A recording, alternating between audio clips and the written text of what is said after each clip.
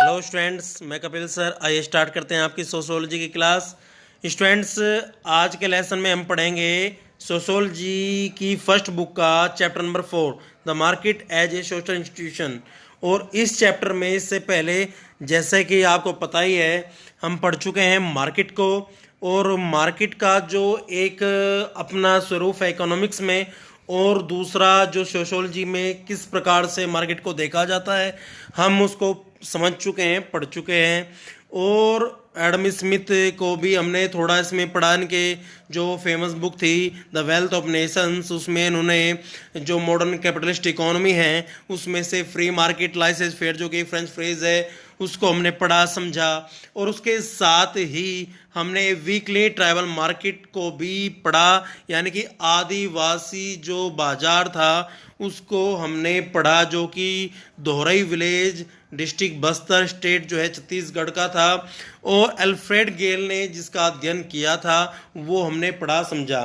तो कहने का अर्थ ये है स्टूडेंट्स कि इससे पहले हम जनजातीय आधारित बाजार को पढ़ चुके हैं, समझ चुके हैं। और आज के लेसन में हम जातीय आधारित यानी कि कास्ट बेस्ड मार्केट को हम पढ़ेंगे, यानी कि जातीय आधारित बाजार के विषय में हम पढ़ेंगे। तो आज का हमारा टॉपिक क्या है स्टूडेंट्स, जैसा कि आप स्क्रीन पर भी देख पा रहे होंगे, caste based markets and trading networks in pre colonial and colonial India, यानी कि पूर्व उपनिवेशिक और उपनिवेशिक भारत में जाति आधारित बाजार एवं व्यापारिक तंत्र।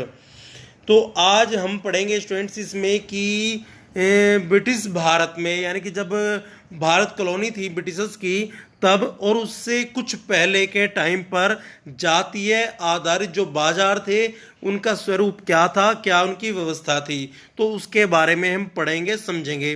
तो आइए फटाफट स्टार्ट करते हैं। In some traditional accounts of Indian economic history, India's economy and society are seen as unchanging, यानी कि भारतीय आर्थिक इतिहास के कुछ पारंपरिक विवरण भारतीय अर्थव्यवस्था यानी कि इंडियन जो इकोनॉमी है और उसकी सोसाइटी का एक अपरिवर्तनशील यानी कि अनचेंजिंग रूप में देखते हैं। Economic transformation was thought to have begun only with the advent of colonialism, यानी कि यह माना जाता रहा है कि आर्थिक रूपांतरण यानी कि जो इकोनॉमिक ट्रांसफॉर्मेशन है वो कॉलोनी पीरियड की यानी कि उपनिवेश के साथ ही शुरू हुआ है स्टूडेंट्स। और it was assumed that India consisted to ancient village communities that were relatively self-sufficient and that their economies were organized primarily on the basis of non-market exchange, यानी कि जो प्राचीन ग्रामीण समुदाय जो भारत का माना जाता रहा है, यानी कि भारत को एक प्राचीन ग्रामीण समुदाय के रूप में देखा जाता है, माना जाता है, जो कि अपेक्षाकृत स्वनिर्भर था यानी कि सेल्फ सफिशिएंट था। वो इसका अर्थ ये होता है स्टूडेंट्स कि वो ज़्यादातर चीज़ों को खुद ही प्रोड्यूस करते थे, यानी जिन चीज़ों का वो कंजप्शन वे करते थे उनमें से ज़्यादातर चीज़ों को वे स्वयं ही उगाते थे, स्वयं ही प्रोड्यूस करते थे या बनाते थे। उनकी अर्थव्यवस्थाएं जो है वो प्राथमिक तौर पर यानी प्राइमरी स्टेज पर अगर उनकी अर्थव्यवस्था को देखा जाए तो वो गैर बाजारी विनिमय के आधार पर संगठित थी। अब स्टूडेंट्स, ये जो नॉन मार्केट है या गैर बाजारी व्यवस्था वो क्या है, मैं थोड़ा इसके बारे में आपको बता दूं कि जैसा कि हमने मार्केट के बारे में पढ़ा था कि आज के टाइम पर अगर आप मार्केट जाते हो तो इसका मतलब है कि आप या कुछ बेचने या खरीदने के लिए जाते हो, तो उसके सामान अगर आप लेने के लिए जाते हो तो उसके एवज में यानी कि आपने कुछ सामान लिया तो उसके बदले में आप जो है या तो दुकानदार को कैश देते हो या फिर ऑनलाइन ट्रांजैक्शन करते हो, यानी कि किसी भी तरह से आप उसको मुद्रा देते हो, चाहे ऑनलाइन हो या फिर हाथ से यानी कि कैश। तो एक ये है बाजार का स्वरूप जो आज के टाइम पर है। लेकिन जो इससे पहले के एंशिएंट यानी प्राचीन समय यानी प्राचीन भारत के जो बाजार थे स्टूडेंट्स, और खासकर ग्रामीण इलाकों में, आदिवासी इलाकों में, पिछड़े इलाकों में, तो वहां पर होता क्या था कि वस्तु विनिमय बाजार, यानी कि आपके पास कोई वस्तु है जो आपने प्रोड्यूस की है, चाहे वो उगाई हो या बनाई हो, तो उसके एवज में, जैसे कि आपने दोराई विलेज का जो ये वीकली ट्राइबल मार्केट था उसमें भी आपने पढ़ा था कि किस तरह से जो अग्रेरियन है, जो पीजेंट है, वो अपने प्रोड्यूस को लेकर आते थे, उसके एवज में, उसके मुकाबले, उसके बदले में बनी बनाए चीजों को खरीदते, यानी कि वस्तु के बदले में वस्तु को लेना, वस्तु विनिमय। तो ये है नॉन मार्केट, यानी कि एक गैर बाजारीय स्वरूप बाजार का। तो स्टूडेंट्स आगे आगे चलते हैं इससे।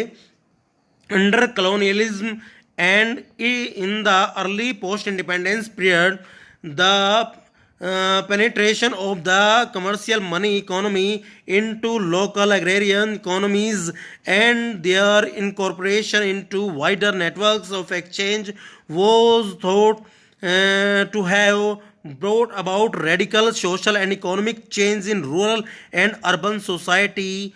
While colonialism certainly brought about major economic transformations, for example, due to the demand that land revenue be paid in cash, recent historical research has shown that much on India's economy was already extensively mentioned. Trade was carried out using money in the late pre-colonial period. यानी कि अगर हम सीधी सादी आसान सरल भाषा में इसको समझने का प्रयास करें तो ये है उपनिवेशिक, यानी कि जो कॉलोनी पीरियड था स्टूडेंट्स, तो उपनिवेशिकता के दौरान भारत की आज़ादी के जो प्रारंभिक दौर था उस समय तक ऐसा माना गया कि व्यावसायिक रुपये पैसे की अर्थव्यवस्था या स्थानीय कृषक अर्थव्यवस्था में आने और विनिमय के व्रत क्षेत्रों में उनके शामिल होने से ग्रामीण नगरीय समाजों में जबरदस्त सामाजिक और आर्थिक परिवर्तन चेंजेस हुए स्टूडेंट्स। और ये कहना वैसे सही है कि उपनिवेशिकता ने बड़े आर्थिक रूपांतरण किए, जैसे अंग्रेजी सरकार की ये मांग की जो रिवेन्यू है, लैंड रिवेन्यू, वो नगद में चुकता करना होगा, यानी कि जो लैंड रिवेन्यू है वो जो है कैश में देना होगा, यानी कि उसके बदले में मुद्रा देनी होगी। और हाल ही में जो बहुत सारे हिस्टोरिकल रिसर्च यानी कि ऐतिहासिक शोध जो हुए हैं स्टूडेंट्स, उसमें पता चलता है, वो दिखाते हैं, वो बताते हैं कि जो भारतीय अर्थव्यवस्था का मौद्रीकरण, यानी कि स्टूडेंट्स मैं आपको बताऊं कि मौद्रीकरण, करेंसी का प्रचलन, वो होता क्या है। अभी आपने जैसा कि समझा कि प्राचीन भारत में, प्राचीन ग्रामीण समाज में वस्तु विनिमय का बाजार था, यानी गैर बाजारी परंपरा थी। तो उसमें होता क्या था कि वस्तु के बदले वस्तु को खरीदना। तो बाद में एक मौद्रीकरण की जो है प्रचलन हुआ, यानी कि आप वस्तु के बदले में वस्तु ना देकर वस्तु जो आप खरीद रहे हैं उसके बदले में आप मुद्रा दोगे, उसे मौद्रीकरण यानी कि करेंसी का प्रचलन कहते हैं।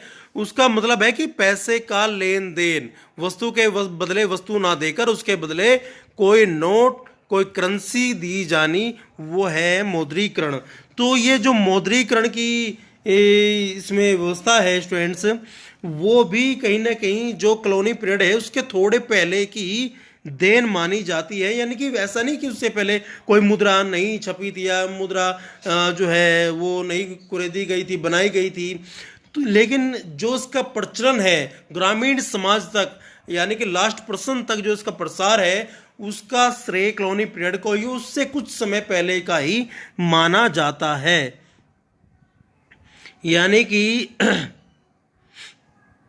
इसमें अगर हम बात करें कि जो भारतीय अर्थव्यवस्था का मौद्रीकरण यानी कि रुपए पैसे का जो लेन देन है वो उपनिवेशिकता के ठीक पहले से ही विद्यमान था। चलो स्टूडेंट्स इसके आगे इसमें देखते हैं।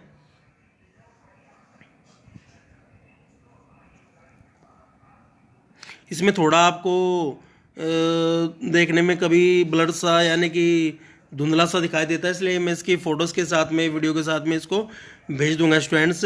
तो आगे पढ़ते हैं चलो इसे कि and while various kinds of non market exchange systems such as the jajmani system did exist in many villages and regions. Even during the pre-colonial period, villages were incorporated into wider networks of exchange through which agriculture products and other goods circulated. यानी कि इसका जो अर्थ है students वो ये है कि सीधी आसान भाषा में अगर मैं समझाऊं आपको कि बहुत सारे गांव, बहुत सारे इलाके ऐसे थे जहां गैर बाजारी विनिमय व्यवस्था थी, जिनमें से कि एक जजमानी सिस्टम भी है। तो आगे चले इससे पहले मैं आपको बता दूं कि ये जजमानी सिस्टम आखिर है क्या। जैसे कि आप देख पा रहे होंगे जजमानी सिस्टम, तो ये जजमानी सिस्टम क्या है स्टूडेंट्स, जजमानी जो व्यवस्था है वो क्या है। तो प्राचीन ग्रामीण समाज में एक व्यवस्था थी जिसको कि जजमानी व्यवस्था बोलते थे। उसमें होता क्या था स्टूडेंट्स की जो उच्च जातियों के जो लोग होते थे, जो संपन्न उच्च जातियों के लोग होते थे और जो निम्न जातियों के लोग होते थे, उनके बीच जो वस्तु का और सेवा का आदान प्रदान होता था, तो उस सिस्टम को बोलते थे जजमानी सिस्टम, यानी कि जजमानी व्यवस्था। उसमें होता क्या था स्टूडेंट्स कि दो तरह के इसमें क्लास होती थी। एक क्लास जो उच्च जातियों के संपन्न लोगों की, जिसमें कि वे लोग काम के, और दूसरी क्लास थी स्टूडेंट्स इसमें नीची जातियों की, जिसमें सेवा भाव करने वाले जातियों की। तो ये माना जाता है कि वे जो नीची जाति के लोग हैं वे संपन्न लोगों के यहाँ सर्विस करते थे, यानी कि सेवा प्रदान करते थे, और उसके बदले में जो उच्च जातियों के संपन्न लोग जो है वो उनको अनाज या मुद्रा या दूसरे कोई बेसिक नीड की उनकी चीज़ें या उनके पसंद की, उनकी उपभोग की कोई अन्य वस्तु उनको प्रदान करते थे उस सेवा के बदले।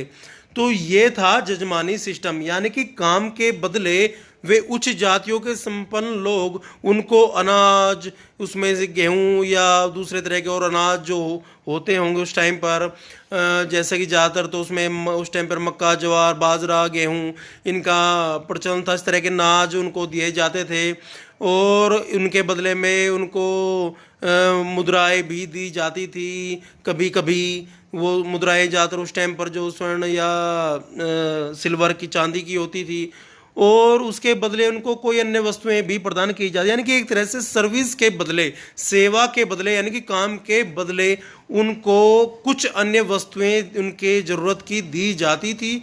तो उस सिस्टम को बोलते थे जजमानी सिस्टम, जजमानी व्यवस्था। और स्टूडेंट्स उसको बोलते क्या थे, जो वे उच्च जातियों के संपन्न लोग, जो वो एक क्लास थी, उसको बोलते थे जजमान या यजमान।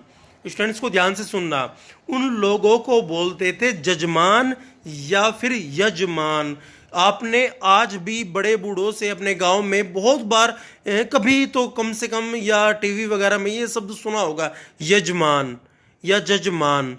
तो इसका वैसे सही शब्द यजमान है, लेकिन उसको आम भाषा में, देहाती भाषा में जजमान के नाम से बोलते थे, इसलिए इस सिस्टम का नाम भी जजमानी सिस्टम पड़ा। और जो दूसरी क्लास थी, जो नीची जातियों की सेवा करने वाली जो कास्ट थी, उसको संबोधित किया जाता कमीन के नाम से। इसको संबोधित किया जाता था स्टूडेंट्स कमीन के नाम से। तो ये दो क्लास थी जिनके बीच का जो एक सिस्टम था सेवा के बदले सामान देना, तो वो था जजमानी सिस्टम। तो उम्मीद करता हूँ कि आपके समझ में आ गया होगा। और इसमें आगे मैं बताऊँ आपको कि इसमें होता क्या था और आगे क्या हुआ।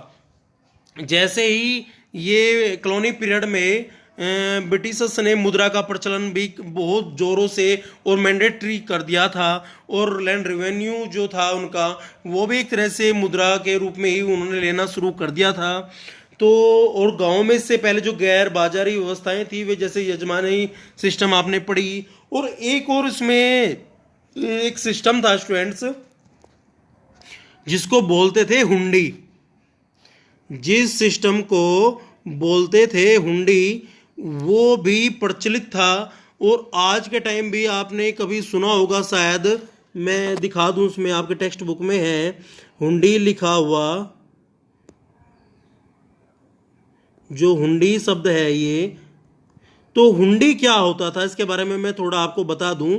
तो स्टूडेंट्स, हुंडी एक तरह का विनिमय पत्र था, यानी कि एक तरह का जो है वो विनिमय पत्र था, महाजनी पत्र था, जिसका कि सीधी आसान भाषा में अगर मैं समझाऊं आपको, जो आज हैंड नोट होता है, जैसे कि आपने देखा होगा कि पैसे के बदले कोई हैंड नोट किसी को लिख कर देता है, तो वो हुंडी था। हुंडी उस टाइम पर क्या, क्योंकि हम पढ़ रहे हैं जातीय आधारित बाजार, तो स्टूडेंट्स मैं आपको बता दूं कि जिस टाइम के बाजार के बारे में हम पढ़ रहे हैं, उस टाइम जो ज़्यादातर बाजार होते थे वो एक ही जातियों के होते थे, जिसमें कि ज़्यादातर लोग एक दूसरे को पहचानते थे, एक दूसरे के रिश्तेदार थे। तो उनके जो बीच विनिमय होता था, मुद्रा का लेन देन या वस्तु विनिमय जो होता था, वो बड़ा ही विश्वास का काम होता था। उनमें से ही है एक जो हुंडी है, वो एक महाजनी पत्र है, एक लेटर है, जिसमें कि आप जब किसी से पैसे लेते हो तो एक लिखित रूप में उसको देते हो कि मैंने इतना पैसा आपसे इस दिन इस समय लिया है, और मैं ये पैसा ब्याज के साथ कुल इतने समय में इस तारीख में आपको लौटाऊंगा। तो वो एक पत्र जो है, महाजनी पत्र जिसको बोलते हैं, वो है हुंडी। और स्टूडेंट्स, वैसे ये हुंडी तो आज के टाइम तक भी प्रचलित था, हालांकि आरबीआई ने इसको बैन कर दिया है, लेकिन चांदनी चौक जैसे बाजार जो बड़े पुराने समय से चलते आ रहे बाजार हैं, वहां पर यह व्यवस्था आज भी देखने को मिल जाती है, जिसमें कि लोग जो है एक दूसरे के साथ व्यापार जो कि रिश्तेदारी के रूप में करते हैं, वो एक दूसरे को हैंड नोट के बदले पैसे देते हैं। तो इस तरह से ये जो हुंडी है, इसका अर्थ यही है। और ये हुंडी क्यों होता था स्टूडेंट्स, ये उस टाइम पर जब व्यापार करने के लिए लोग एक स्थान से दूसरे स्थान तक जाते थे, तो उनको डर होता था अगर वो अपने साथ में मुद्रा या सामान या इस तरह का कोई कैश लेकर जाएंगे, तो उसको रास्ते में डाकू लुटेरों के द्वारा, चोरों चकारों के द्वारा, ठगों के द्वारा जो है छीन लिया जाता था। तो इस डर की वजह से जो है वो इस हैंड नोट का यूज करते, जिसको कोई हुंडी बोलते थे, व्यापारिक पत्र, महाजनी जो पत्र था, वो करेंसी के बदले उसको लेकर, यानी कि आप ये चेक बोल सकते हो कि चेक लेकर वे जाते थे, और उसमें एक दूसरे पर चूंकि विश्वास था, तो इस तरह से वो एक अच्छी तरह से काम करता था, और एक बहुत अच्छी बैंकिंग आप बोल सकते हो या व्यापारिक व्यवस्था जो है ये थी स्टूडेंट। तो और इसमें अगर मैं बताऊं, जैसे कि आप स्क्रीन पर भी देख पा रहे होंगे कि इससे पहले जो हैंडलूम क्लॉथ्स, यानी कि जो भारत में हथकरघा, इस तरह के रेशम के, सूती के कपड़े, हाथ करघा का जो काम था, वो बड़े पैमाने पर होता था, और वो एक व्यापारिक तंत्र। और इसमें जैसे कि आप बोल सकते हो कि सूती कपड़ों का, हथकरघा का काम, मसालों का, इनको एक्सपोर्ट किया जाता था, और यूरोपीय देशों में इनकी भारी मांग भी थी। तो यानी कि एक्सपोर्ट का काम जो है वो कॉलोनी पीरियड से भी पहले भारत करता आया है स्टूडेंट्स। और जैसा कि मैंने बताया कि भारत के जो ग्रामीण लोग हैं, जो उनकी गैर बाजारी व्यवस्था थी, वो भी इतनी मजबूत थी, यानी कि खुद का उनका एक बैंक था, खुद का, जैसे कि आज के टाइम पर चेक ऐसे हुंडी होती थी, ये जजमानी सिस्टम उस टाइम पर था, आपस में वस्तु विनिमय का, एक दूसरे पर विश्वास कर सामान का या कैश का लेना देना। तो इस तरह से व्यापारिक तौर पर उनका एक बहुत अच्छा सिस्टम पहले से ही मौजूद था। लेकिन जो मॉडर्न, जो आज के टाइम के आप आधुनिक बाजार देखते हो, वो जो है मॉडर्न जो कैपिटलिस्ट इकोनॉमी आप देखते हो, वो देन है कॉलोनी पीरियड की, ब्रिटिश भारत की। चलो इसमें एक एग्जांपल अगर मैं जातीय आधारित बाजार का दूं आपको स्टूडेंट, जैसे कि आपके टेक्स्ट बुक में भी है और आप देख भी पा रहे होंगे अपने स्क्रीन पर, कि तमिलनाडु का जो नाटुकोटाई चेटियार्स हैं, यानी कि नाटुकोटाई चेटियार्स, इनको नाकाटर भी बोलते हैं, जैसे कि ये लिखा है स्टूडेंट्स इसमें, नाटुकोटाई चेटियार्स यानी और इसमें ब्रैकेट में लिखा है नाकरटर। तो ये एक जाति व्यवस्था है जिसका जो एक जीवंत उदाहरण है, जो कि एक लाइव एग्जाम्पल है। ये तमिलनाडु के जो ये जाति है, तमिलनाडु के नाटू कोटाई चेटियार जो है, इसका एक जीवंत उदाहरण है। यह देशज व्यापारिक तंत्र की किस तरह संगठित थे और किस तरह से कार्य करते थे उसका एक उदाहरण है स्टूडेंट्स। उपनिवेश के दौरान इस समुदाय पर किया गया अध्ययन दर्शाता है कि किस तरह से इनकी बैंकिंग और व्यापारिक गतिविधियां समुदाय के और व्यापार इन्हीं सामाजिक संरचनाओं के भीतर होता था। यानी कि जो उनका बाजार है, जो उनका व्यापार है, जो वो होता था वो अपने ही परिवार, अपने ही रिश्तेदारी, अपने ही नातीदार, अपने ही जाति के अंदर, अपने ही परिवार के अंदर होता था स्टूडेंट्स। और इनकी एक बैंकिंग व्यवस्था के रूप में ये काम करता था। यानी कि जो अधिकांश इनका बाजार है, व्यापार है, पारंपरिक व्यापारिक समुदाय में होता था। या ना जो नाकरटारो के बैंक भी उनके संयुक्त पारिवारिक संस्थान थे, ताकि व्यापारिक संस्थान की संरचना भी परिवार के समान रहे। इस प्रकार व्यापारिक और बैंकिंग गतिविधियां भी जाति और नातेदारी संबंधों में थी, यानी कि संबंधों के माध्यम से संगठित थी।